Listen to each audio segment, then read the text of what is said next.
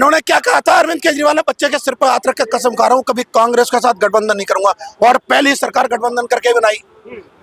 ये तो घोटालों की सरकार है भाई।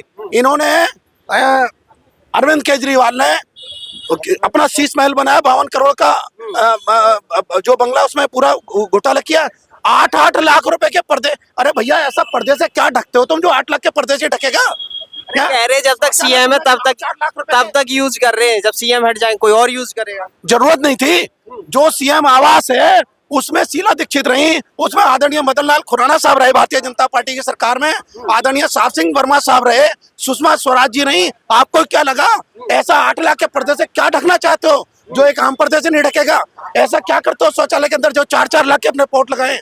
तुम कहते थे शीला दीक्षित के घर में 10 एसी चलते हैं, तुम्हारे घर में 40 एसी चलते हैं। उसका जो टैक्स है, आप टैक्स के पैसे का दुरुपयोग कर रहे हैं। भ्रष्टाचार और लूट मचा रखी है हमने दिल्ली के अंदर। दिल्ली की जनता की सेवा भी तो कर रहे हैं, फ्री भी चला रहे हैं, कर रहे, मेवा खा रहे, मेवा। कोई सेवा नहीं हो रही है। कैसे मेवा खा रहे हैं? कैसे? ये भ्रष्टाचार कर रहे हैं जो मेवा नहीं खा रहे, और क्या कर रहे हैं? जो घोटाला किया है वो, भाई एक बार बताओ, आप मीडिया से हैं, मनीष सिसोदिया किस मामले में जेल में है?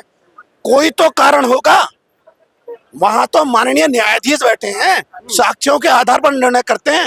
एक वजह बता दो जब 15 महीने के अंदर जमानत नहीं हो रही है। क्यों नहीं हो रही है? कुछ तो साक्ष्य होंगे। कह रही कोई सबूत तो मिल नहीं रहा। आम आदमी पार्टी कह रही है। आम आदमी पार्टी तो कहेगी चोर, कभी चोर कहता है चोरी करके कि मैंने चोरी करी है।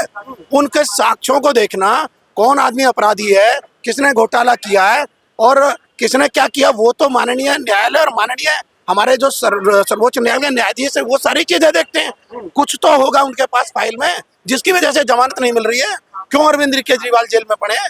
क्यों हवाला कांड में सत्येंद्र जैन अंदर रह करके आए हैं? ये अतिशी जो बात करती हैं, जब ये शिक्षा मंत्री बनी, कालका जी में इन्हीं की विधानसभा में एक स्कूल बना 16 करोड़ की लागत से। पिछले साल मानसून की पहली बारिश में उसकी दीवार ढह गई। अच्छा था संडे का दिन था, रविवार का दिन था, बच्चे नहीं थे, नहीं तो वहाँ तबाही का मंजर कुछ और ही होता। आप कह रहे हैं स्कूलों को तो अच्छा कर दिया है, कह रहे हैं कि आम आदमी पार्टी भाई नए कमरे बनाए, नए रूम बनाए। श्रीमान जी, रूम बनाने से पढ़ाई नहीं होती है। उनके 80, मैं कह रहा हूँ कि दिल्ली के अंदर 25,000 से ज्यादा शिक्षकों के पद खाली हैं। प्रिंसिपल उनके आधे से ज्यादा स्कूलों में प्रिंसिपल नहीं है।